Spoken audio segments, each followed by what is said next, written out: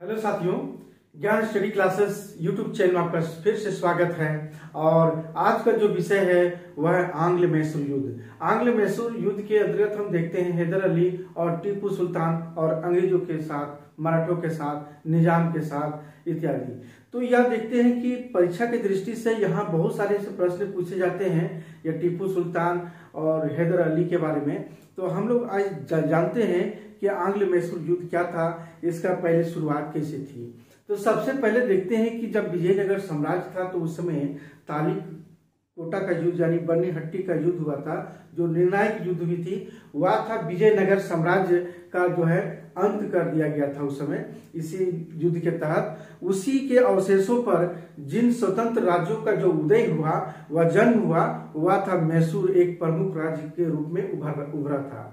मैसूर पर जो है एक वडियार वंश का एक शासन था। इस वंश का जो अंतिम जो शासक था वह चिक्का कृष्णराज द्वितीय था। उसी के शासन काल की जो है हम देखते हैं कि राज्य की जो है वास्तविक सत्ता उसके दो मंत्री, उसके दो अधिकारी जो थे, देवराज और जो राज्य का जो मुख्य सेनापति था, और नंदराज जो सर्वाधिकारी था, जो राजस्व और वित्तीय मामलों के अधिकारी के रूप में था। ये दोनों के हाथों में जो है आ गई थी और दोनों में जो है सत्ता को लेकर ये चल रही थी।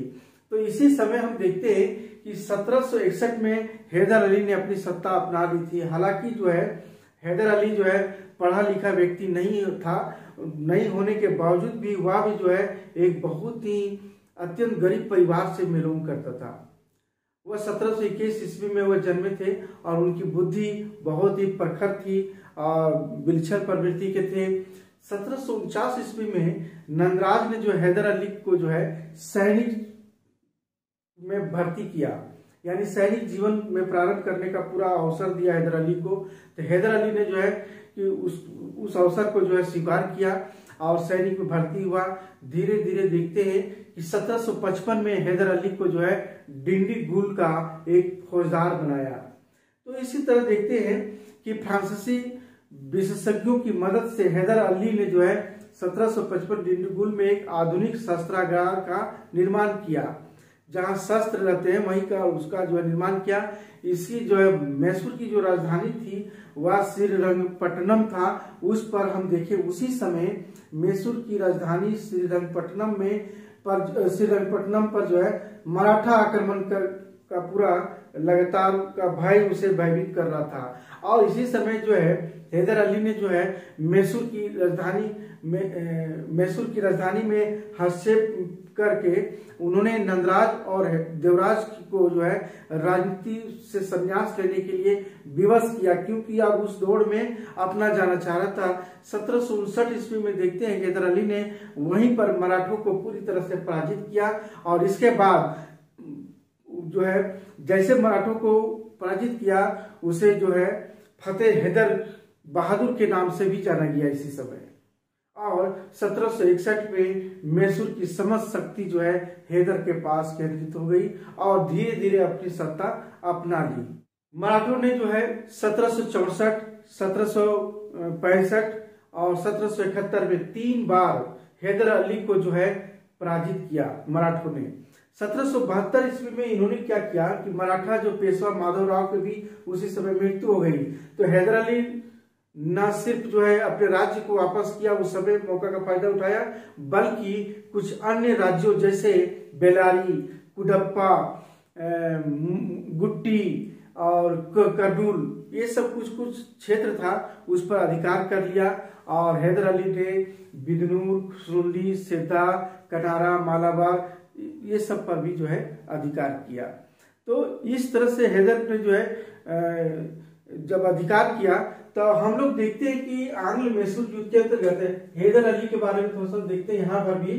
और इसका जो है प्रथम आंग्ल मैसूर युद्ध, द्वितीय आंग्ल मैसूर युद्ध और टीपू सुल्तान के बाद हम देखते हैं कि तृतीय और चौथे जो है आंग्ल मैसूर युद्ध होती है। आप वीडियो के अंत तक बने रहे, आप देखें। हैदर अली 1721 ईस्वी में हैदर अली का जन्म हुआ। काफी गरीबी में इनका जीवन बीता और अपने चचेरे भाई की मदद से मैसूर की सेना में भी शामिल हुए। इनके चचेरे भाई ने बहुत मदद किया था। मैसूर में जो अड़ियार वंश के चिक्का कृष्णराज का शासन था।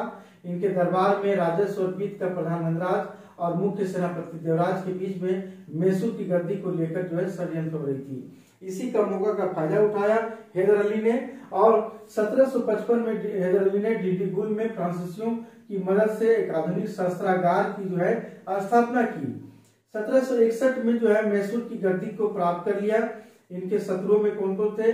मराठा थे, निजाम थे, कर्नाटक के नवाब थे। तो हैदर अली ने जो सैन्य अभियानों से बेगनूर, सुंडा, कनारा, मालाबार इत्यादि क्षेत्र को जीत लिया था। तो इसमें एक और काम किया है कि हैदर अली ने जो मैसूर की चामुंडेश्वरी देवी का जो मंदिर है उसके मंदिर के लिए दान भी किया था। इससे प्रतीत होता है कि इन्होंने जो है धार्मिक सहिष्णुता की प्रवृत्ति थी इनमें। इन्होंने तांबे और सोने के सिक्कों पर भी शिव पार्वती के सिक्कों पर अंकित करवाया था और विष्णु का भी जो आकृतियां अंकित करवाया था। तो हम लोग देखते हैं कि प्रथम आंग्ल मैसूर युद्ध कैसे हुआ। तो सबसे पहले देखते हैं कि प्रथम आंग्ल मैसूर 1767 से लेकर 1769 तक। तो इसमें अंग्रेज, मराठा और निजाम और कर्नाटक के नवाब सभी जो है हैदर अली के जो है खिलाफ एकजुट हो गए थे। इस समय हैदर अली ने जो है बहुत ही सूझबूझ और कूटनीति से काम लिया। इन्होंने जो हैदर अली कूटनीति से ऐसा काम किया, सबसे पहले इन्होंने क्या किया, मराठों को कुछ पैसा देकर और गुट से अलग करें, क्योंकि इन लोगों का जो है गुट बना हुआ था। तो इन गुट से जो है अलग कैसे किया जाए, ये अपनी सूझबूझ और अपनी राजनीति में माहिर थे। तो इन्होंने जो है मराठों को कुछ पैसा देकर गुट से अलग कर दिया पहला। इसके बाद कुछ क्षेत्रों को कुछ प्रलोभन देकर निजाम को भी जो है अलग कर दिया, मराठों को भी अलग कर दिया। हैदर अली ने जो है अब क्या करता है, कर्नाटक पर आक्रमण करता है। कर्नाटक पर आक्रमण किया, लगभग 1.5 वर्ष तक निर्णायक युद्ध के बाद जो है मद्रास को घेर दिया। लगभग 1.5 वर्ष तक लगातार यह चलते रहा, अंतिम में से मद्रास को घेरा और अंततः हम देखते हैं मजबूर होकर अंग्रेज क्या करता है, अपमानजनक संधि करता है। यहाँ क्या अपमानजनक संधि करता है हैदर अली के साथ। तो 1769 में मद्रास की जैसे संधि हुई, संधि के तहत क्या हुआ था, एक दूसरे के विजित क्षेत्रों को क्या किया, लौटा दिया गया और एक दूसरे की सहायता देने का भी वचन दिया था इसमें। लेकिन ये बात यहाँ तक जो है प्रथम आंग्ल मैसूर युद्ध में यहाँ समाप्त हो जाती है। लेकिन द्वितीय आंग्ल मैसूर युद्ध में क्या होता है, ठीक 1780 और 84 के बीच में होता है। अंग्रेजों ने क्या करता है कि अंग्रेजों ने संधि का पालन नहीं करता है, क्योंकि विजित क्षेत्र को जो लौटा दिया, सहायता देने का कोई वचन नहीं दिया था। तो अंग्रेजों ने संधि का पालन नहीं किया। क्यों? 1771 में जब मराठों ने मैसूर पर आक्रमण किया था तो उस समय हैदर अली की मदद नहीं की थी, यानी अंग्रेजों ने मदद नहीं की थी। और अंग्रेजों ने क्या किया, उल्टा माही को भी जो है अपने अधिकार में लाने की कोशिश किया था। तो इसी परिप्रेक्ष्य में देखते हैं हैदर अली ने अब क्या करते हैं कि हैदर अली ने जो है अंग्रेजों की अपेक्षा क्या करता है, अंग्रेजों से सहायता ना लेकर किससे सहायता रहता है, फ्रांसीसियों से सहायता रहता है, फ्रांसीसियों की मदद से। और फ्रांसीसियों पर ज्यादा विश्वास भी करता था और इस युद्ध का कारण भी एक बना फ्रांसीसियों का द्वितीय आंग्ल मैसूर युद्ध का, क्योंकि ये संधि का जो है पूरा वचन निभाया नहीं अंग्रेजों ने। पहला, दूसरी की अपने माही को भी लाने का प्रयास कर रहा था और इसीलिए जो हैदर अली ने क्या किया कि अब विश्वास लायक नहीं है, तब जो जाकर के फ्रांसीसियों पर ज्यादा विश्वास किया, उस पर ज्यादा विश्वास करता था और यही कारण का युद्ध बना। 1780 ईस्वी में कर्नाटक पर आक्रमण कर और अंग्रेजी सेना को पराजित कर क्या अर्काट को जीतता है। हैदर अली क्या करता है, कर्नाटक पर भी आक्रमण करता है, अंग्रेजी सेना पर भी पराजित करके जो अर्काट का जो क्षेत्र है उस पर जो है अधिकार करता है। और पोर्टोनोवा में को जो है एक युद्ध होता है 1781 में, एक बहुत इंपोर्टेंट है, पोर्टोनोवा का युद्ध होता है जिसमें हैदर अली की मृत्यु हो जाती है। पूछा जाता है कि हैदर अली की मृत्यु किस युद्ध में हुई थी, पोर्टोनोवा की युद्ध में जो है उनकी मृत्यु हो गई। अब क्या करते हैं, इनका एक पुत्र था टीपू सुल्तान, तो हैदर अली ने इनके पुत्र टीपू सुल्तान युद्ध को जारी रखा। ये द्वितीय आंग्ल मैसूर जो चल रही थी तो युद्ध के दौरान ही मारे गए, लेकिन अब इनके जो पुत्र है उन्होंने जो युद्ध को जारी रखा और अपने स्थिति को कमजोर देख, क्योंकि उनकी स्थिति बहुत कमजोर था, कमजोर स्थिति को देखते हुए उन्होंने क्या किया, टीपू सुल्तान ने बड़े सूझबूझ से 1784 ईस्वी में मंगलोर की संधि करते। याद रखेंगे, मंगलोर की संधि किसने किया था? टीपू सुल्तान और अंग्रेजों के बीच में हुई थी, जिसका तहत क्या था, दोनों पक्ष एक दूसरे को दूसरे क्षेत्रों, एक दूसरे का जितना भी है क्षेत्रों को वापस कर दिया जाए, और साथ ही यह आश्वासन दिया कि युद्ध क्षेत्र में दोनों की मदद करेंगे। ठीक जैसे पहला जो था वैसा ही द्वितीय में भी यही बातें कही गई मंगलोर की संधि में। तो इस तरह से द्वितीय संधि हुई। अब हम देखते हैं कि टीपू सुल्तान जब यह है तब तृतीय आंग्ल मैसूर युद्ध होती है। तो थोड़ा टीपू सुल्तान के बारे में देखते हैं कि टीपू सुल्तान एक पढ़ा लिखा योग्य शासक भी था, क्योंकि इसमें जो है अरबी, फारसी, उर्दू और कन्नड़ भाषाओं का ज्ञान भी था। टॉमस मुनरो ने एक बार कहा था इसके बारे में कि टीपू जो है नई नीति चलाने वाली अशांत आत्मा है, इस तरह से स्टेटमेंट दिया। और एक बहुत ही महत्वपूर्ण है इनका टीपू सुल्तान के बारे में कि एक शेर की तरह एक दिन जीना बेहतर है, लेकिन भेड़ की तरह लंबी जिंदगी जीना अच्छा नहीं है। ये बहुत ही इंपॉर्टेंट इनका युक्ति है, और भी युक्तियां इनकी है। तो सबसे पहले इनके बारे में थोड़ा सा देखते हैं कि जब 1750 ईस्वी में हुआ अर्काट के फकीरों ने, देखिए याद रखेंगे, अर्काट के फकीरों ने जो है टीपू नाम दिया था इसे, और अत्यंत उत्साही और प्रवृत्ति व्यक्ति के थे। यह पोलिगरो यानी जमींदारों को कहा जाता था, तो बिचौलियों को काम करता था वो, तो उनको दमन किया, ये पोलिगरो जो है को दमन किया। और इन्होंने क्या किया, अपनी पूरी भूमि की माप करवाया और राजस्व निर्धारित किया था। कुल उपज का 1/3 भाग से लेकर 1/2 भाग जो है ये किया था। सेना की विशेष जो है यूरोपीय तर्ज पर जो प्रशिक्षण दिया गया वहां, यानी वहां पर जो है बंदूक से लेस जो था बारूद से, वैसे प्रशिक्षण दिया इन्होंने भी। टीपू का संबंध जगत गुरु शंकराचार्य से उस समय बहुत अच्छा संबंध था इनका भी। इनके समय में किसान काफी समृद्ध थे, याद रखेंगे किसान बहुत समृद्ध थे। और इसमें देखते हैं कि राज्य और किसानों के बीच में जो बिचौलियों को काम करता था वह को क्या किया, समाप्त कर दिया। उसी तरह 1787 में इन्होंने क्या किया, एक पातशाह की उपाधि धारण भी किया था। तो अपने नाम के सिक्के भी चलाए थे, याद रखेंगे सिक्के भी चलाए थे। और वर्ष और महीनों में हिंदू नाम के स्थान पर क्या हुआ, अरबी भाषा का प्रयोग किया इन्होंने। नए कैलेंडर यानी पंचांग का भी जो है निर्माण किया इन्होंने। फ्रांसीसी क्रांति से प्रभावित होकर इन्होंने जो है जेकोबिन क्लब का सदस्य बना, और राजधानी जो मैसूर की राजधानी था श्रीरंगपट्टनम में क्या हुआ, स्वतंत्रता का वृक्ष लगवाया। और इन्होंने आधुनिक नौसेना खड़ी की थी, नौका घाट बनवाए थे। 1796 में नौसेना बोर्ड का गठन किया, 22 युद्धपोतों और 20 बड़े फ्रिगेट की योजना बनाई। इन्होंने मंगलोर, मुरीदाबाद में से बंदरगाह भी बनाए थे इन्होंने।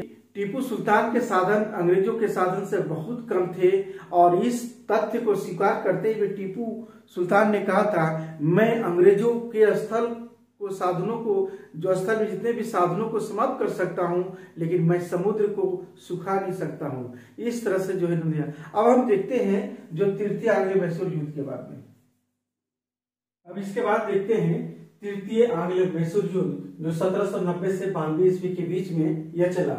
सबसे पहले देखते हैं कि तृतीय आंग्ल मैसूर युद्ध क्यों हुआ, क्योंकि ये त्रावणकोर के राजा ने कोचीन रियासत में स्थित जो है जेकोट और कगनौर को जो है लेने के प्रयास किया था। लेकिन टीपू क्या था, कोचीन रियासत को अपने अधीन मानता था, पहले से जो है अपने अधीन मानता था। अतः जो है उसने अपने राज्य में आंतरिक हस्तक्षेप माना। इसे क्या माना, हस्तक्षेप माना त्रावणकोर के राजा से। तो इसी कारण से जो है टीपू ने त्रावणकोर पर आक्रमण किया। लेकिन त्रावणकोर के राजा की मदद करने के लिए कौन कौन आया था, सबसे पहले अंग्रेजों ने आया, और उसके बाद मराठा ने और निजामों ने साथ दे रहा था। इसी कारण से फिर युद्ध हुआ, और इसी युद्ध में जो है टीपू जो है पराजित हुआ, और 1792 ईस्वी में श्रीरंगपट्टनम की संधि किया। तो यह हम देखते हैं कि इसी समय क्या होता है कि टीपू का जो है जितना भी भाग है, यानी जिसके तहत क्या हुआ था, संधि का टीपू का आधा राज्य जो है ले लिया गया, और 3 करोड़ रुपये जो है युद्ध हर्जाने के रूप में देना पड़ा। और अंग्रेजों को जो है मालाबार 12 महल डिंडीगुल का क्षेत्र मिला। और मराठों को क्या मिला? तुंगभद्रा के ऊपरी भाग मिला। और निजाम को क्या मिला?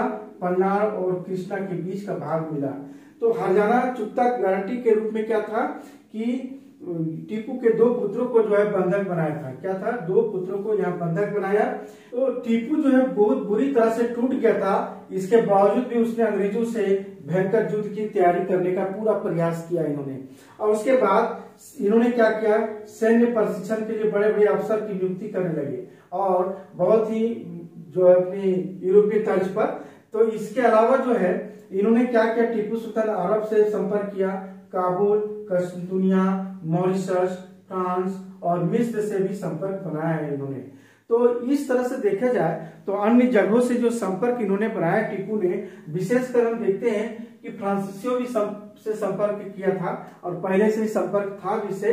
तो अंग्रेज जो है टीपू सुल्तान से नाराज हो गया क्योंकि दूसरे देशों से इन्होंने संपर्क किया है और विशेषकर फ्रांसीसियों से, क्योंकि फ्रांसीसियों को भी जो है और अंग्रेजों के बीच में तो इस समय युद्ध थी। तो लॉर्ड वेलेस्ली ने टीपू पर आक्रमण किया और इस युद्ध में टीपू जो है मारा गया और सभी सदस्यों का वेलोर में कैद कर लिया गया। अब क्या होता है? कन्नड़ जो भाग है, कोयम्बटूर, नेवार, धारापुरम, इस तरह से मैसूर की समुद्री तट को जो है अंग्रेजों ने क्या किया? अपने प्रदेश में भी मिला लिया। मैसूर के एक छोटे से भाग पर जो है वडियार वंश के 6 वर्ष के बालक को वहां का राजा बनाया और उसके साथ मैसूर की संधि के तहत क्या हुआ? सहायक संधि किया इससे। तो ये लॉर्ड वेलेस्ली ने कहा था कि अब पूरब का राज्य हमारे कदमों में है, ये कहा था, स्टेटमेंट दिया था। एक इंपॉर्टेंट थोड़ा सा याद रखेंगे, ये मिलान चिन्ह में प्रश्न पूछे जाते हैं कि प्रथम आंग्ल मैसूर युद्ध जो है 1767 से 69 के बीच में हुआ। इसमें अंग्रेज कौन थे? यहाँ अंग्रेज जो थे वो कौन थे? लॉर्ड वेलेस्ट। और मद्रास की संधि हुई थी 1769 ईस्वी में। द्वितीय जो है आंग्ल मैसूर युद्ध 1780 से 84 ईस्वी के बीच में हुआ, जो वारेन हेस्टिंग्स अंग्रेजों की तरफ से था और मंगलोर की संधि किया 1784 ईस्वी में। इसी तरह देखते हैं कि तृतीय आंग्ल मैसूर युद्ध 1790 और 92 के बीच में लॉर्ड कॉर्नवालिस था और ये श्रीरंगपट्टनम की संधि हुई 1792 ईस्वी में। इसी तरह चतुर्थ आंग्ल मैसूर युद्ध 1799 में लॉर्ड वेलेस्ली अंग्रेज थे और सहायक संधि 1799 में किया था। ये सब प्रश्न पूछे जाते हैं और जितने भी कंटेंट है आप नोट कर लेंगे, इससे ऑब्जेक्टिव भी फॉर्म में भी आएंगे और इसको कारण परिणाम के रूप में भी आप इसको लिख लेंगे, नोट्स बना लेंगे। तब तक क्लास यही समाप्त करते हैं।